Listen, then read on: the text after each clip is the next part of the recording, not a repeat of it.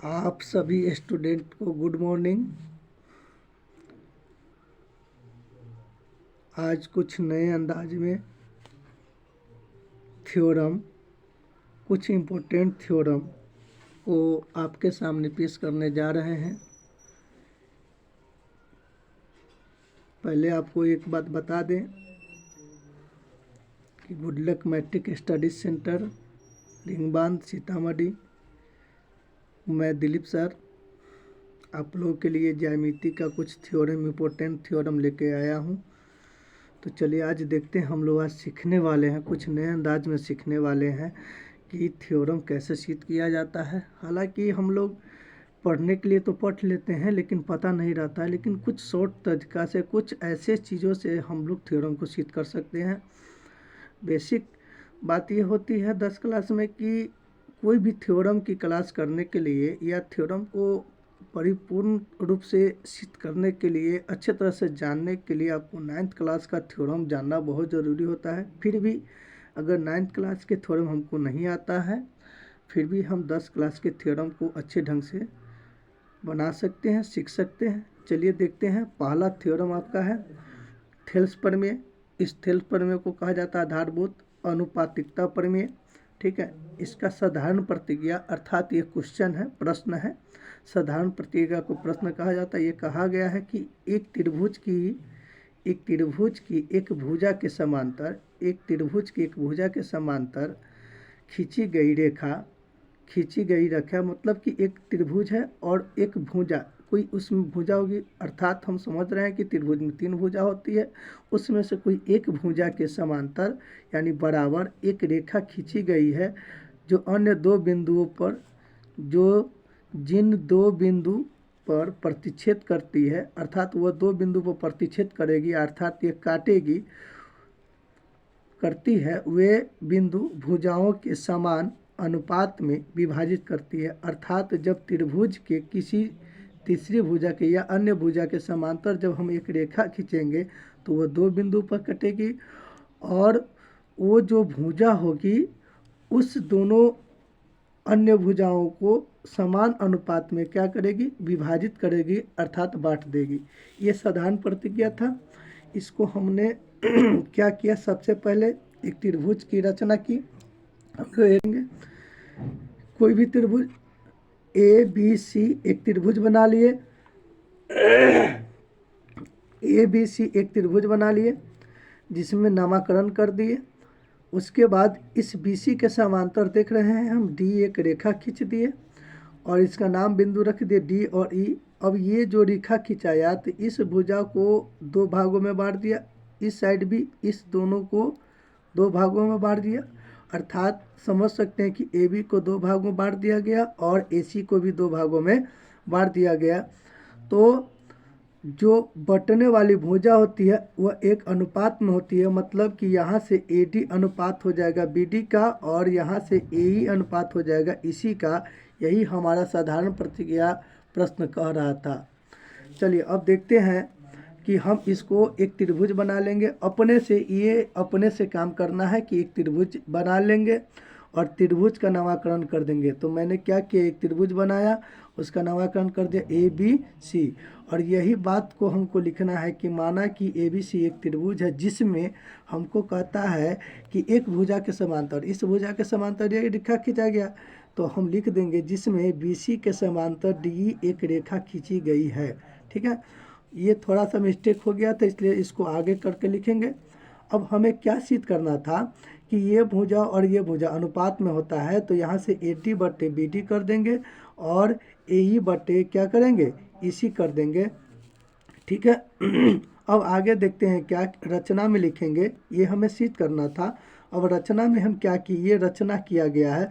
आप देख सकते हैं कि बिंदु E से हम EM लंब डाल दिए थे AD पर, उसी प्रकार से बिंदु D से देख सकते हैं DN लंब हम डाल दिए थे किस पर, AE पर।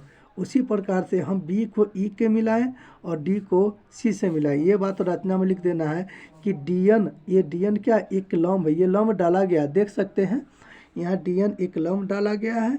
ये लंब किस पर डाला गया है, AE पर। ठीक है, और यहाँ से ए पर कह सकते हैं या AC पर कह सकते हैं, ये पूरे भुजा पर कह सकते हैं।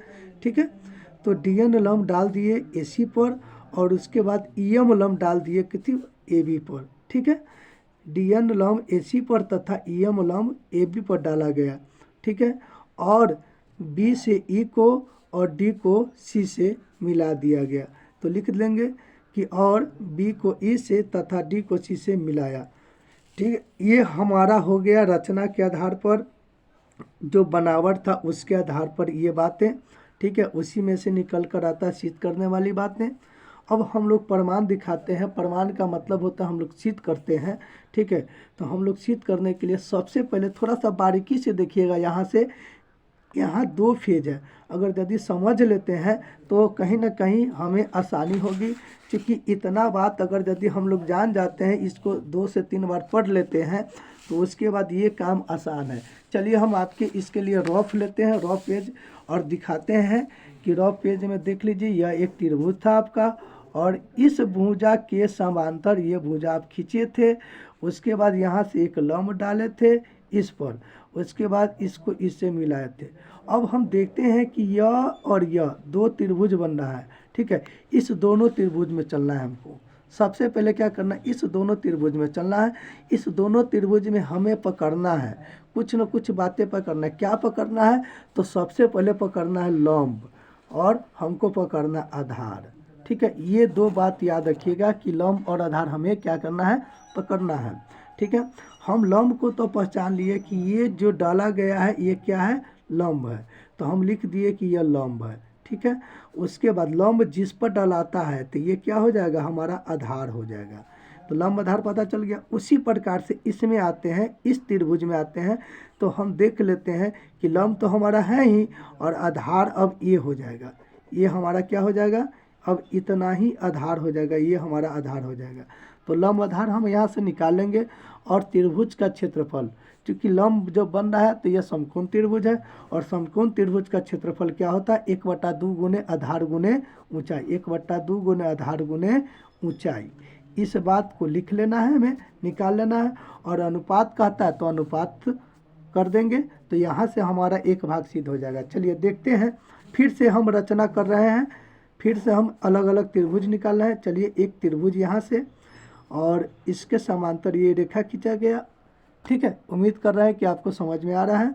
यहाँ से हम क्या करेंगे, लंब डाल दिए, तो ये हमारा एक त्रिभुज बना। इसका नामकरण कर देंगे, जैसे पहले A था, B था, C था, D था और E था, और इसका नाम हम रखे थे यम। अब पहले इस त्रिभुज में चलते थे। ये जो देख रहे हैं ये त्रिभुज, ये त्रिभुज क्या है, ADE में यह त्रिभुज बन रहा है।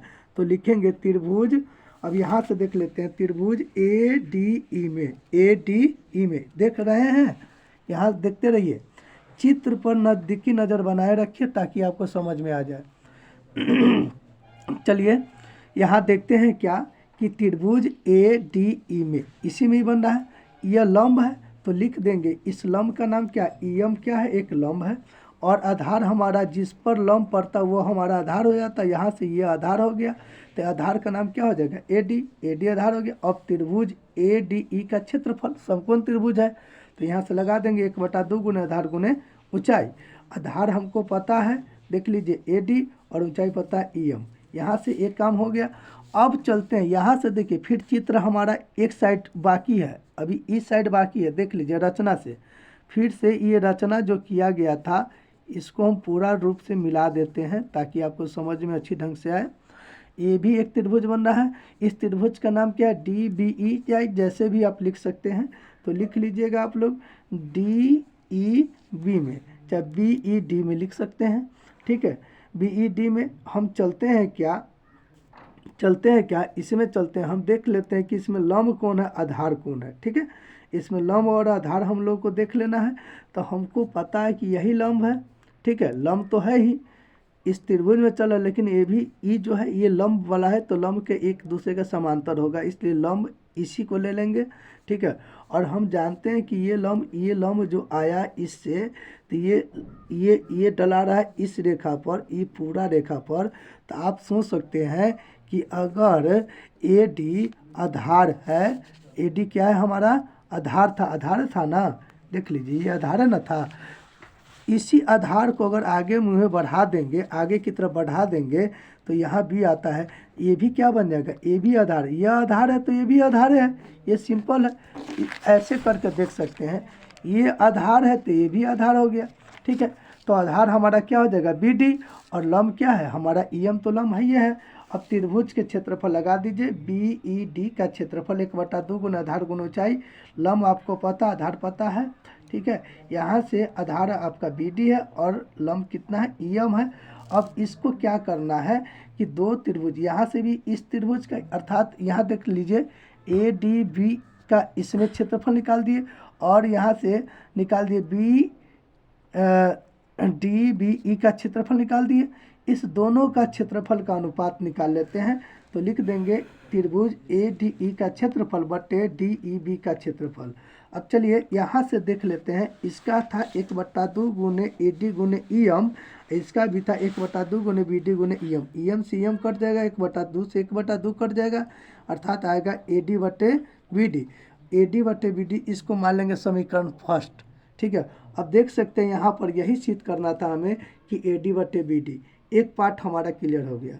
अब उसी प्रकार से, जिस प्रकार से इसमें एक पार्ट क्लियर किए थे, उसी प्रकार से उसमें भी अगला पार्ट क्लियर करते हैं। थोड़ा सा देखते हैं आगे, फिर से त्रिभुज बना लेंगे, रफ कर लेंगे, ठीक है। रफ कर कर समझ में आ सकता है आपको। चलिए ये त्रिभुज है, ए बी सी है। अब देख सकते हैं कि इस साइड वाले को हम काम कर चुके हैं, अब इस साइड वाले को काम करते हैं, देख लीजिए। अब इस साइड में चलते हैं आर एच एस की तरफ, इस साइड हमारा एक त्रिभुज बन रहा है। तो ये त्रिभुज का नाम आपका क्या था, चित्र में देख सकते हैं एन था, और इसका नाम क्या था डी, ठीक है, और इसका नाम था ई। फिर चलते हैं ए डी ई में, अब ये त्रिभुज बन रहा है, तो इस त्रिभुज में चल रहा है, ये क्या है हमारा लंब है, और याद रखिएगा ये क्या है, ये इतना ही में चल रहा है अभी, ये हमारा क्या है, ये हमारा आधार है, ठीक है। यहाँ से देख रहे हैं जो पेन बार बार जा रहा है, इतना ही हमारा क्या है, आधार है। तो इतना का नाम क्या है, ए हमारा आधार हो जाएगा, और डी एन क्या हो जाएगा, लंब हो जाएगा। तो चलेंगे ए डी ई में, उसी प्रकार त्रिभुज ए डी ई में डी एन हमारा लंब है और ए हमारा क्या है, आधार है। अब लगा लेते हैं त्रिभुज ए डी ई का क्षेत्रफल 1/2 गुना आधार गुना ऊंचाई, जिस प्रकार से इसको निकाले उसी प्रकार से इसको निकालेंगे, 1/2 गुना आधार गुना ऊंचाई हो गया। यहाँ से छोड़ देंगे, फिर चलेंगे। अब देखिए, अब इधर चले आए, अब इधर बाकी है, ठीक है। जिस प्रकार से इधर देख रहे हैं, ये देख रहे हैं, उसी प्रकार से इधर देख लीजिए ये, ठीक है। दो पार्ट का त्रिभुज है। चलिए इस त्रिभुज में चलते हैं, तो इसका नाम क्या, सी डी ई कर सकते हैं, तो लिख दीजिएगा सी डी ई में, ठीक है। इसमें आप देख सकते हैं कि आपका जब ये आधार था तो ये आगे की तरफ बढ़ गया, तो ये भी तो आधार होगा, तो इसको आधार लिख लीजिए, ये आधार हो गया, और लंब आपका वही है, ठीक है। तो यहाँ से लिख लीजिएगा डी एन, आप त्रिभुज सी डी ई में डी एन आपका लंब तो था ही, और इसी क्या है आपका आधार है। अब यहाँ से त्रिभुज सी डी ई का क्षेत्रफल 1/2 गुना आधार गुना ऊंचाई, इसको यहाँ से बैठा देंगे, और फिर क्या करेंगे, इस दोनों का अनुपात निकालेंगे। किस दोनों का, तो त्रिभुज ए डी ई का क्षेत्रफल जिस प्रकार से निकाले थे, और इस त्रिभुज में जिस प्रकार से इस त्रिभुज में त्रिभुज ए डी ई तो दोनों में कॉमन है, और इस साइड में है डी बी ई, तो इस साइड में है, याद रखिएगा सी डी ई, ठीक है। तो इस त्रिभुज का क्षेत्रफल का अनुपात करेंगे, अनुपात करने के बाद 1/2 से 1/2 कट जाएगा, डी एन से डी एन कट जाएगा, बढ़ जाएगा ई बटे ई सी। अब ए बटे ई सी समीकरण 2। अब हम देखते हैं कि, या हम पाते हैं कि समीकरण 1 और 2 से, समीकरण 1 में क्या था, ए डी बटे बी टी, और समीकरण 2 में था ए ई बटे ई सी। इस प्रकार से हमारा थेल्स प्रमेय या आधारभूत अनुपातिकता प्रमेय प्रूव्ड हो जाता है। कि आपको ये थ्योरम समझ में आया होगा, और यदि किसी प्रकार का दिक्कत हो तो हमारे कमेंट बॉक्स में रिप्लाई कीजिएगा, इसमें सुझाव दीजिएगा। अच्छा लगे तो फॉरवर्ड कीजिएगा या शेयर कीजिएगा, लाइक कर दीजिएगा। जय हिंद।